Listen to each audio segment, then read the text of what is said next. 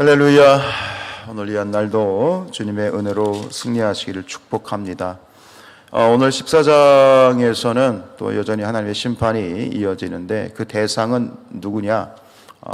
이중적인 신앙, 그 위선적인 신앙인들에 대한 하나님의 심판이 천명되고 있는데, 이것은 어제 13장에서 보았던 이 하나님의 계시를 받지 않았으면서도 스스로 계시를 받았다고 거짓말로 예언하는 거짓 선자들과, 그리고 마치 새를 사냥하는 것처럼 영혼들을 사냥하는 그런 점치는 여인들과 사실은 같은 그러한 부류로 취급이 되고 있습니다.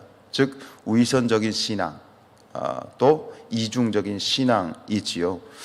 그런 자들에 대해서는 오늘 이 특별히 14장에서는 어떤 심판의 집행자들을 두지 않고 당신이 직접 친히 나서서 그들을 심판하시겠다, 이 정도로 굉장히 아주 하나님께서는 강력하게 심판을 경고하고 있는데요.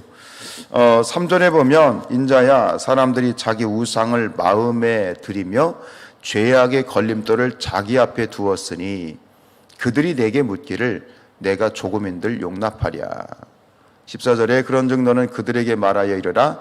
나 주 여호와가 말하노라. 이스라엘 족속 중에 그 우상을 마음에 들이며 죄악의 걸림돌을 자기 앞에 두고 선지자에게로 가는 모든 자에게 나 여호와가 그 우상의 수요대로 보응하리니. 여기서 보면 3절과 4절에서 반복되고 있는 그런 그 죄는 뭐냐면 우상을 마음에 들이며 죄악의 걸림돌을 자기 앞에 두었다. 이게 누구냐? 1절에 보면 누굽니까?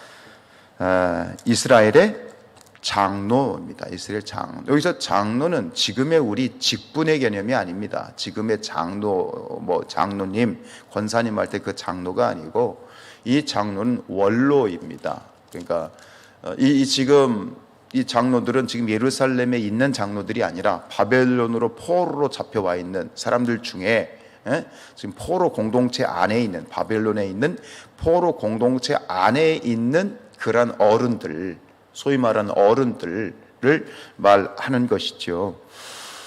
그들이 이제 에스겔 선자에게 와서 묻는다는 얘기예요. 뭔가를 하나님의 그런 신탁, 또 하나님의 말씀을 물으러 오는데, 물으러 오는 그 장로들이, 원로들의 그 중심을 하나님이 아시는 거죠. 그들이 지금 뭘 하고 있다고요? 마음에 우상을 드리고 있고, 그리고 죄악의 걸림돌을 자기 앞에 둔 사람들이다라고 말씀하시면서 7절에 보시면 7절 끝에 이렇게 돼 있어요. 나 여호와가 친히 응답하겠다. 친히 내가 직접 심판을 하겠다. 8절에 보면 백성 가운데서 내가 끊어버리겠다. 그죠? 하나님이 직접 처리하시겠다라고 말씀을 하실 정도로 굉장히 하나님이 이 부분에 대해서 알러지 반응을 하고 있죠. 장로는 원로들이에요. 이들은 나이도 그렇고요. 나이도 지긋했을 것이고, 또 사회적으로 공동체적으로 봤을 때 정말 그 지도자급에 있는 사람들, 그것도 일반 지도자가 아니라 장로라고 말하는 것은 이 이스라엘 공동체는 영적인 공동체, 신앙의 공동체이기 때문에 영적 지도자들로서 아무래도 어떻든 간 겉으로 봤을 때는 존경을 받는 그러한 이들이었을 겁니다. 근데 1절에 보면 그 사람들 중에 몇 명이 왔다고요? 두어 사람이, 그죠? 이스라엘 장로 두어 사람이 왔어. 두어 사람이라는 것은 단순히 그들 중에 두세 사람을 말하는 것이 아니라 장로 중에 장로인 거예요. 대표급이에요. 그러니까 장로들 중에서도 가장 이 이스라엘 그 포로 공동체를 대표하는 정말 최고의 그러한 이 대표들을 말하는 거겠죠. 그러니까 이들은 이 공동체의 대표이며 또 바벨론 교회의 대표들이라고 말할 수 있을 건데, 근데 그들은 지금 뭐예요? 하나님의 그 중심을 꿰뚫고 계시는 바, 그들의 중심은 너무나도 위선적이고 너무나도 이중적이다. 이것은 신약에서 예수님의 말씀을 빗대어서 하면 이들은 어떤 부류에 속합니까? 유대 종교 지도자들, 소위 말하는 바리새인들, 유대 종교 지도자들과 같은 그런 부류로 지금 취급이 되고 있죠. 예수님이 말씀하시기를 독사 같은 존재들, 독사의 새끼들, 뱀들과 같은 존재들, 그들에 대해서 예수님께서 뭐라고 말씀하셨습니까? 너희가 어떻게 지옥의 판결을 피하겠느냐. 이게 똑같은 맥락이에요. 지옥의 판결을 받을 수밖에 없는 그러한 신앙, 그러한 태도, 그게 뭐예요? 위선이에요. 겉과 속이 다른 그러한 태도. 그걸 사울, 구약으로 보면 사울이 하나님 앞에 보여줬던 태도, 잘못을 했고 안 했고의 문제가 아니라 엄연히 죄가 있음에도 불구하고 하나님 앞에서 오리발을 내미는 그런 존재들, 겉으로는 굉장히 젠치하면서도 속으로는 회칠한 무덤 같은 존재들, 겉으로는 번지르르 해요. 정말 그럴듯해요. 그런데 속에서는 시체가 썩는 것처럼 회칠한 무덤 같은 그런 존재들, 바로 이들이 지금 이 이스라엘 포로 공동체, 바벨론 포로 공동체에 있는 장로들이었고 그들이 바리새인이었다. 이것에 대해서는 하나님께서 너무너무 싫어하시는 거예요. 너무너무 정말 싫어하시는 거예요. 이들이 가지고 있었던 위선이 뭡니까? 앞에서 얘기했던 것처럼 자기 우상을 마음에 들이고 죄악의 걸림돌을 자기 앞에 두었다. 이걸 세번역 성경에서는 뭐라고 얘기했냐면 우상을 마음에 들였다는 것을 우상을 마음으로 떠받들었다. 이게 이렇게 떠받들인 거죠. 영광 올린다 할 그러잖아요. 그러니까 우상을 마음에서 지금 하나님이 아니라 우상을 떠받들고 있으면서 동시에 뭐요? 걸려 넘어져서 죄를 짓게 하는 올가미를 자기들 앞에 둔 거예요. 누구를 올가매는 거예요? 주변에 있는 사람들까지 같이 싸잡아서 물귀신처럼 그들을 마저도, 주변에 있는 사람들마저도 그들 때문에 올가미에 걸려서 넘어지게 하는 그러한 어떤 죄를 짓고 있다라고 하는 거예요. 보니까 이 로마서 1장에서 사도 바울이 얘기했던 바로 불의로 진리를 막는 사람들입니다. 불의로 진리를 막는 사람들. 로마서 1장에 이렇게 얘기합니다. 하나님의 진노가 불의로 진리를 막는 사람들의 모든 경건하지 않음과 불의에 대하여 하늘로부터 나타나니 하나님을 알되 하나님을 영화롭게도 아니하며 감사하지도 아니하고 오히려 그 생각이 허망하여지며 미련한 마음이 어두워졌나니 스스로 지혜 있다 하나 어리석게 되어 썩어지지 아니하는 하나님의 영광을 썩어질 사람과 새와 짐승과 기어다니는 동물 모양의 우상으로 바꾸었느니라. 제가 생략을 한 거예요. 중략을 한 거예요. 굉장히 많은 구절에 대해서 이것을 사도 바울도 지적을 하고 있는데 결국 마지막 로마서 1장 32절에서는 이렇게 얘기합니다. 그들은 이 같은 일을 행하는 자는, 그렇죠? 이 같은 일을 행하는 자. 오늘 이것은 불의로 진리를 막는 존재. 오늘 이 유대의 위선적인 장로들, 위선적인 영적 지도자들, 이들은 뭐예요? 이와 같은 일을 행하는 자는 사형에 해당한다고 하나님께서 정하심을 알고도 자기들만 행할 뿐 아니라 또한 그런 일을 행하는 자들을 옳다 하느니라. 이게 똑같은 얘기예요, 오늘. 네? 지금 이들이 지었던 위선적인 죄하고 사도 바울이 지적하는 거하고 똑같아요. 사형에 해당한다는 걸 알아. 죄인 걸 아는데 그럼에도 이 우상을 마음에 떠받들고 자기들 앞에 올가미를 쳐놓고 다른 사람들까지 걸려 넘어지게 만드는, 이게 지금 에스겔의 시대나 예수님의 시대나 그리고 바울의 시대나 똑같죠. 그럼 지금도 똑같은 거예요. 지금도 똑같은 거예요. 이런 일들은 지금 우리 공동체 안에서, 신앙 공동체 안에서, 신앙인들 안에서 여전히 그리고 자행되어져 있고 그리고 극히 조심해야 되고 하나님께서는 이것에 대해서 심각하게 경고를 하고 있고 그리고 친히 당신이 심판의 대행자들을 시켜서 심판하시는 것이 아니라 당신이 직접 나서서 이것을 처리하겠다라고 하는 굉장히 심각한 그런 어떤 죄로 우리가 이 부분을 받아야 되겠지요. 위선적이고 이중적인 신앙의 폐단, 계속 강조하는 건 뭐죠? 나만 지금 멸망하는 것이 아니라 다른 사람까지 걸려 넘어지게 만드는, 이건 바로 누룩과 같은 존재예요. 예수님께서 말씀하셨어요. 예수님 경고하셨어요. 삼가 바리새인의 누룩과 헤롯의 누룩을 조심하라. 누룩과 같은 존재이지요. 성도들과 교회 그리고 공동체, 이 사회를 병들게 하는 정말 심각한 영적 누룩, 어떤 영적인 바이러스, 그게 뭐냐? 위선, 이중적인 신앙이라고 하는 겁니다.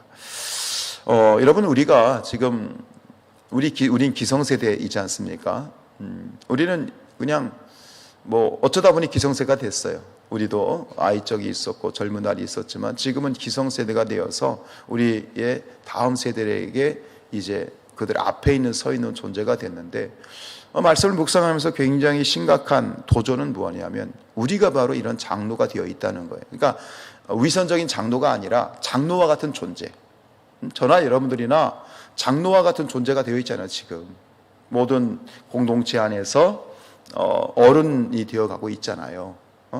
그러니까 지금 우리에게 있어서 뭐 어쩌다 사장인 것처럼 우리가 어쩌다 보니 이런 어떤 어른이 되어 있고 또 뭐 장로와 같은 그런 존재가 되어 있는데, 생각해 묵상해 봤을 때 정말 하나님 앞에 두렵고 떨림으로 지금 우리에게서 하나님이 찾으시는, 또 하나님이 굉장히 조심스럽게 보시는 죄가 뭐냐, 바로 이 죄악을 우리 스스로 조심을 해야 된다라고 하는 것. 위선의 죄, 이중적인 신앙, 위선적인 신앙, 겉과 속이 다른 그런 태도라고 하는 거죠. 그러니까 지금 우리도 하나님 앞에서 이와 같은 죄를 짓고 있을 수 있고, 아니 보면 짓고 있는 거예요. 보면 참 그렇죠. 위선적인, 겉과 속이 다른 이런 부분들에 대해서 어느덧 우리 자신이, 분명한 건 뭐냐면 내가 의도하지 않게 자연스럽게 내가 바리새인이 되어 가고 있고, 또 내가 독사의 그러한 자식들이 되어 가고 있고, 회칠한 무덤 같은 그런 존재가 되어 가고 있다라고 하는 것을 우리가 스스로 깨닫고 정말 놀라고, 그리고 우리 스스로를 단속하고 챙길 수 있는 그러한 깨어있는 장로님들, 원로들, 어른들이 되시길 축복합니다. 저나 뭐 우리가 다 그렇습니다. 여러분, 위물이 맑아야 아랫물이 맑은 거죠. 이 신앙의 공동체 안에서도 믿음의 후배들은 믿음의 선배인 우리를 보면서 보고 배우는 거 아닙니까? 아이들이 왜 담배를 피웁니까? 어른들이 담배 피우니까 담배 피우는 거예요. 보는 대로 하는 거예요. 아이가 문제여서 아이들 프로그램을 보면 아이가 문제가 있는 것 같지만 결국 결론은 누구에게 문제가 있었어요? 내 아이가 변했어요 보면 결국 변해야 되는 존재는 아이가 아니었던 거예요. 누가 변해야 돼? 그 부모가 변해야 되는 거였던 거예요. 결론이 다 그렇잖아요. 뭐 지금 오은영 씨 하는 그 박사 하는 그런 프로그램도 보세요. 결국 누가 문제예요? 아이가 문제예요? 누가 문제예요? 결론 부모가 문제였던 거거든요. 좀 심각하게 우리가 그걸 받아들여야 되는 거예요. 아이가 아니라 부모가 변해야 돼. 근데 이게 일단 우리가 기성세대가 되고 어른이 되면 이게 변하는 게 쉽지가 않아요. 여러분, 출애굽한 백성들을 보세요. 하나님께서 애굽에서 출애굽을 했는데 출애굽을 시켰던 출애굽 1세대가 변하지 않는 거예요. 그들의 죄가, 그들의 이 악함이 변하지 않는 거예요. 그러니까 하나님이 사용하시는 방법은 하나예요. 뭡니까? 왜 40년이냐? 40년은 한 세대거든요. 한 세대. 한 세대를 광야에서 그냥 제거하신 거예요. 젖과 꿀이 흐르는 가나안 땅에 들어가는 것은 기성세대는 안 되는 거예요. 왜? 변화되기가 쉽지 않은 거예요. 그 세대가 가나안 땅에 들어갔다가는 그렇지 않아도 이게 한계가 있고 죄가 있는 존재들인데 이게 하나님의 계획 가운데 합당치 않은 거예요. 그러니까 광야에서 그냥 제거하신 거예요. 제거하고 가나안 땅에는 새로운 2세대, 출애굽 2세대와 광야에서 태어난 3세대, 2세대와 3세대로 하여금 새로운 세대, 즉 새 부대에는, 새 술은 뭐죠? 새 부대에 담아야 되기 때문에 이 술 자체를 새 술로 바꿔버리신 거예요.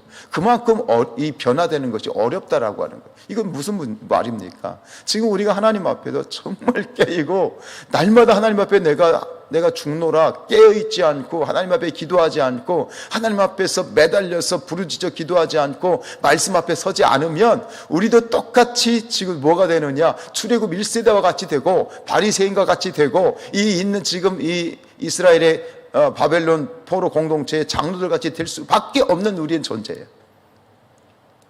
인정하십니까? 지금 우리는 그렇게 되어 있는 존재입니다. 어쩔 수 없는 우리의 한계이거든요.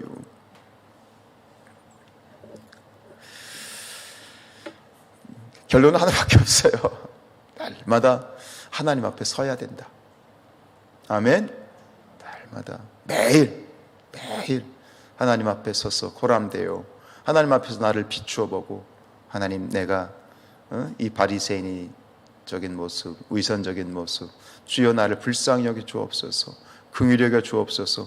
하나님 앞에 깨어 기도할 수밖에 없어요. 여기 보잖아요. 바울이 얘기하잖아요. 스스로 지혜롭다. 우리는 나이가 들어가면서 결국 얘기하는 거 보면 내가 최고가 되거든요. 내 경험, 내 삶의 어떤 그러한 것들이 진리가 되거든요. 그러니까 그것이 하나님의 말씀보다 앞서는 것이고, 그게 결국 영적인 라떼가 되는 거죠. 우리 스스로가. 깨어있기를 원합니다. 아멘. 날마다 하나님 앞에서 깨어, 말씀 앞에서 깨어있고, 기도로 깨어있고, 하나님 앞에 서서 주여 날마다 나를 죽여주옵소서, 내가 깨어지게 하옵소서, 내 마음에 굳어지지 않게 하시고 부드러운 마음을 주시고, 그런 어떤 깨어서 정말 아름다운 그러한 영적인 모든 영적인 장로님들, 영적인 리더들, 아름다운 그러한 리더들이 저와 여러분들이 될 수 있기를 주님의 이름으로 축복합니다.